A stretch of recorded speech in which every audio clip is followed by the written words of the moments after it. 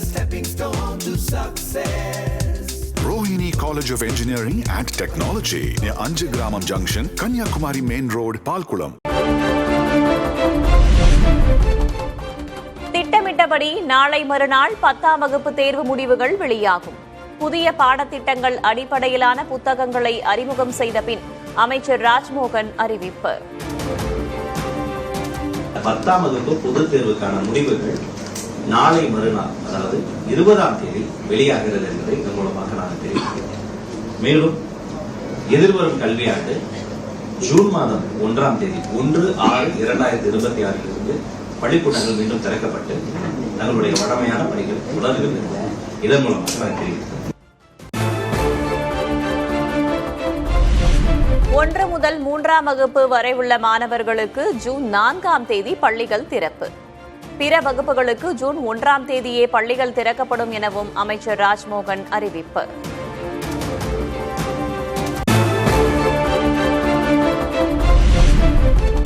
இலாகா ஒதுக்கப்பட்ட நிலையில் சென்னை தலைமைச் செயலகத்தில் அமைச்சர்கள் பொறுப்பேற்பு. முன்னாள் துணை முதல்வர் உதயநிதி பயன்படுத்திய அறை பொதுப்பணித்துறை அமைச்சர் ஆதவ் அர்ஜுனாவுக்கு ஒதுக்கீடு.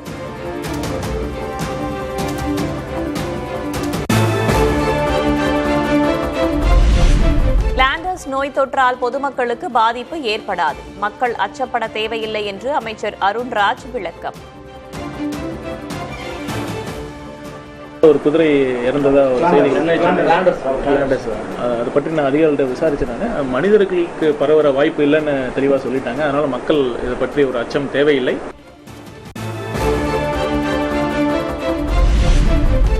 மக்களுக்கு சேவை செய்யவே தாவேகா அரசு வந்துள்ளது.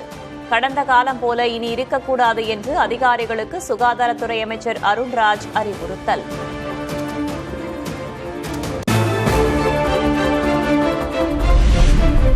திமுக அரசின் திட்டங்கள் தொடரும் வரை திமுக தான் ஆட்சியில் இருப்பதாக அர்த்தம். தோல்வியை கண்டு சோகத்துடன் இருக்க வேண்டிய அவசியமில்லை எனவும் கட்சியின் தலைவர் மு க ஸ்டாலின் பேச்சு.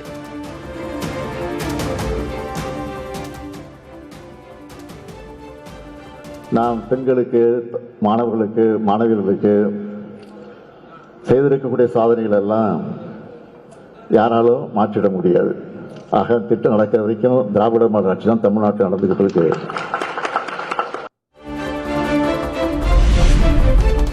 குழந்தைகளை வைத்தும் இன்ஸ்டாகிராம் மூலமும் பரப்புரை செய்து வெற்றி பெற்றுவிட்டது தாவேகா. கணக்கு தவறாகிவிட்டது, இனி கவனத்தோடு இருக்க வேண்டும் என்று திமுக தலைவர் மு க ஸ்டாலின் பேச்சு. சோசியல் மீடியா இன்ஸ்டாகிராம் என்று சொல்லக்கூடிய அதை பயன்படுத்தி ரொம்ப சுலபமாக சிறு பிள்ளைகளை, குழந்தைகளை பிரச்சாரம் செய்ய வச்சு ஒரு திட்டமிட்டு இந்த பணி நடந்து முடிந்திருக்கு. ஆக அது நம்முடைய கணக்கு தெரியாமல் போய்விட்டது. தாவேகா அரசின் ஆட்சிக்கு தொந்தரவாக இருக்கப் போவதில்லை என்று திமுக தலைவர் ஸ்டாலின் மீண்டும் உறுதி. இயலாமையை மறைக்க அவதூறு கொண்டு தாக்கினால் விளக்கமளிப்போம் எனவும் சமூக வலைதளத்தில் பதிவு.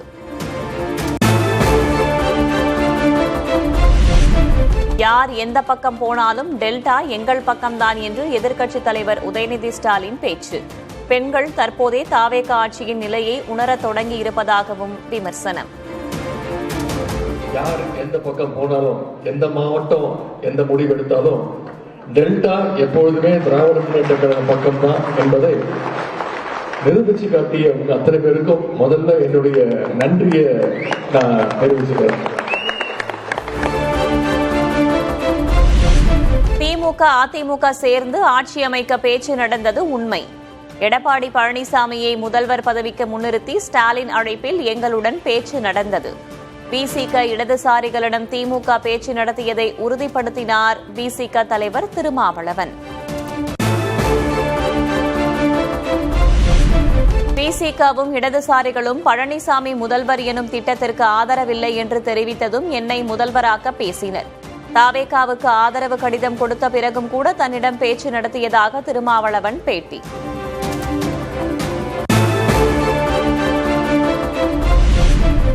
என்னை முதல்வராக்க திமுக அதிமுக தரப்பில் யாரும் அதிகாரப்பூர்வமாக அணுகவில்லை. திமுக அதிமுக தரப்பில் முயற்சி நடந்ததாக நலம் விரும்பிகள் தன்னிடம் கூறியதாக விசிக தலைவர் திருமாவளவன் விளக்கம்.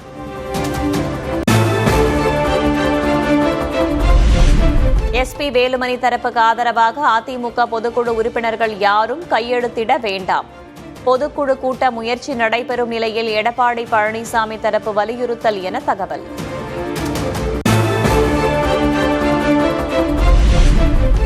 அதிமுக பொதுக்குழுவை கூட்ட 2/5 பங்கு உறுப்பினர்களின் ஆதரவு உள்ளது. சி.வி. சண்முகம் தரப்பு எம்எல்ஏவும் முன்னாள் அமைச்சருமான சி. விஜயபாஸ்கர் பேச்சு.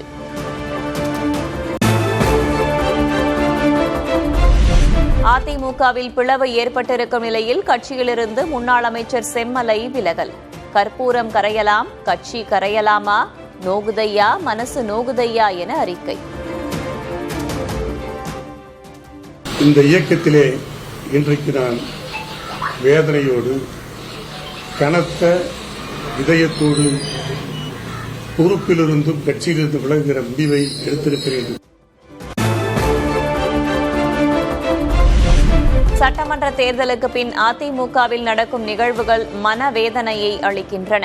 தலைவர்கள், மூத்த நிர்வாகிகள் ஈகோவை விட்டுவிட்டு கட்சியை காப்பாற்ற வேண்டும் என செம்மலை வலியுறுத்தல்.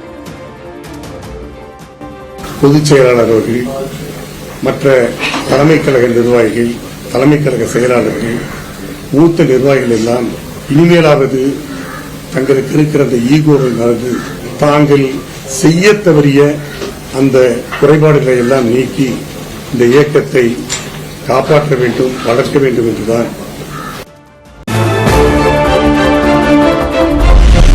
அதிமுகவை விஜய் பொருட்டாக கருதவில்லையா? முன்னாள் அமைச்சர் செம்மலை பதில்.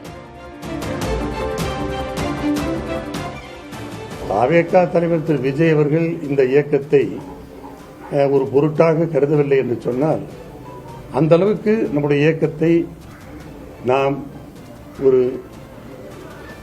அசைக்க முடியாத வலுவான இயக்கமாக நாம் காட்டிக்கொள்ள தவறிவிட்டோமா என்றுதான் எடுத்துக்கொள்ள வேண்டுமே.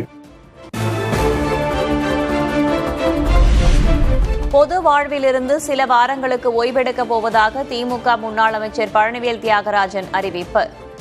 சட்டமன்ற தேர்தலில் தோல்வியடைந்த நிலையில் உடல் நிலையை மேம்படுத்துவது உள்ளிட்டவற்றில் கவனம் செலுத்தப் போவதாக அறிக்கை.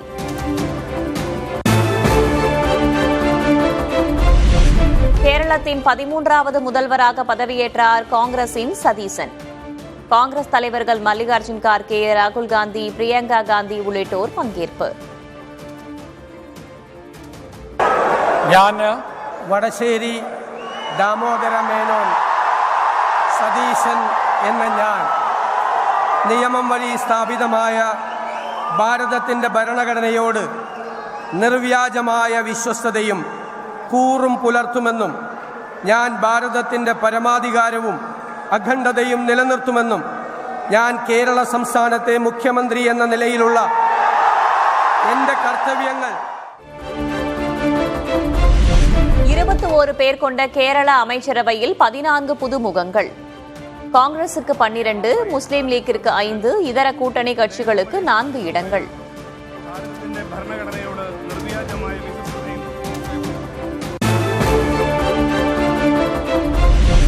கேரள முதல்வர் பதவியேற்பு விழாவில் முன்னாள் முதல்வரும் எதிர்க்கட்சித் தலைவருமான பினராயி விஜயனும் பங்கேற்பு.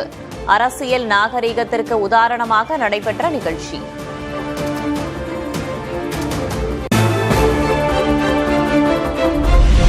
நிலக்கரி இறக்குமதியில் 487 கோடி ரூபாய் முறைகேடு நடைபெற்றதாக தொடுக்கப்பட்டுள்ள வழக்குகள். பிரபல தொழிலதிபர் அஹ்மது புகாரி நிறுவனத்திற்கு எதிரான அனைத்து வழக்குகளையும் ரத்து செய்தது சென்னை சிபிஐ நீதிமன்றம்.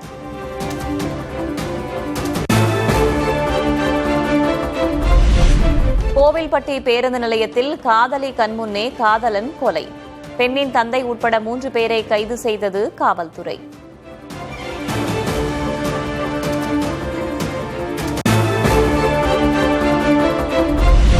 திருவண்ணாமலை மாவட்டம் செய்யாறில் எரிவாயு சிலிண்டர் தட்டுப்பாடு. காலி சிலிண்டர்களுடன் சாலை மறியலில் ஈடுபட்ட மக்கள்.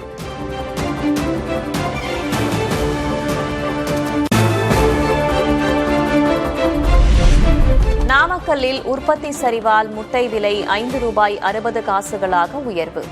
3 நாட்களில் முட்டை கொள்முதல் விலை 20 காசுகள் அதிகரிப்பு.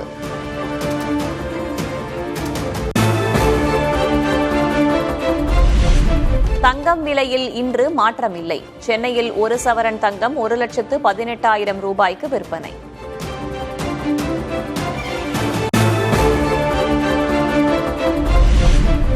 வெள்ளியின் விலை கிலோவுக்கு 10,000 ரூபாய் உயர்வு. சென்னையில் 1 கிராம் வெள்ளி 300 ரூபாய்க்கு விற்பனை.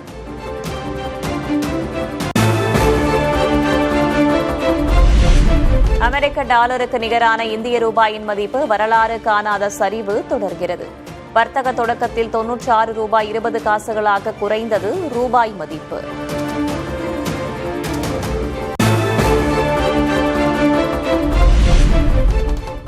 உதகையில் 128வது மலர் கண்காட்சி தொடக்கம்.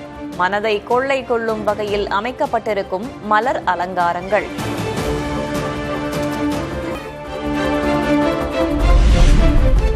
மத்திய பிரதேசத்தை தொடர்ந்து பீகார் மாநிலத்திலும் பயணிகள் ரயிலில் தீ விபத்து.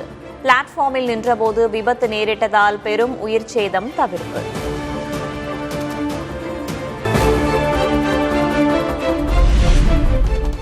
பிரதமர் நரேந்திர மோடிக்கு royal order of the polar star விருது. இருதரப்பு உறவை வலுப்படுத்தியதற்காக ஸ்வீடன் கௌரவம்.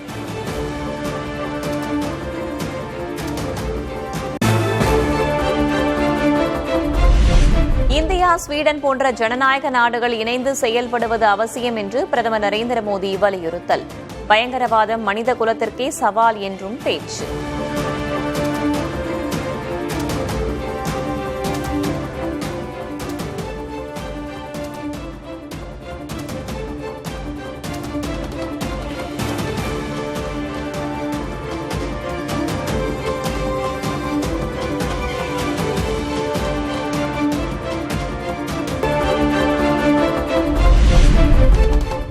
ஐக்கிய அரபு அமீரகத்தில் உள்ள அணுசக்தி மையம் மீதான ட்ரோன் தாக்குதலுக்கு இந்தியா கடும் கண்டனம். பதற்ற நிலையை மேலும் அதிகரிக்கும் என்று இந்திய வெளிவிவகார அமைச்சகம் கவலை.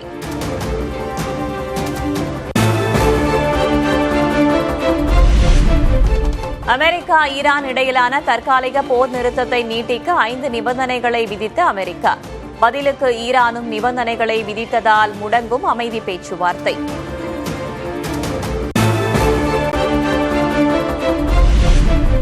ஈரான் வேகமாக செயல்படாவிட்டால் எதுவும் மிஞ்சாது என ட்ரம்ப் எச்சரிக்கை. ஈரானுக்கான நேரம் நெருங்குவதாகவும் பேச்சு.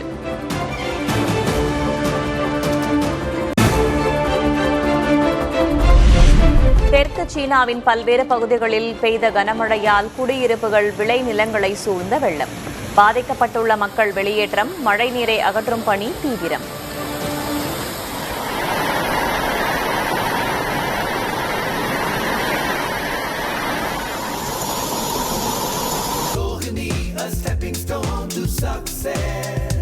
Rohini College of Engineering and Technology near Anjagramam Junction, Kanyakumari Main Road, Palkulam.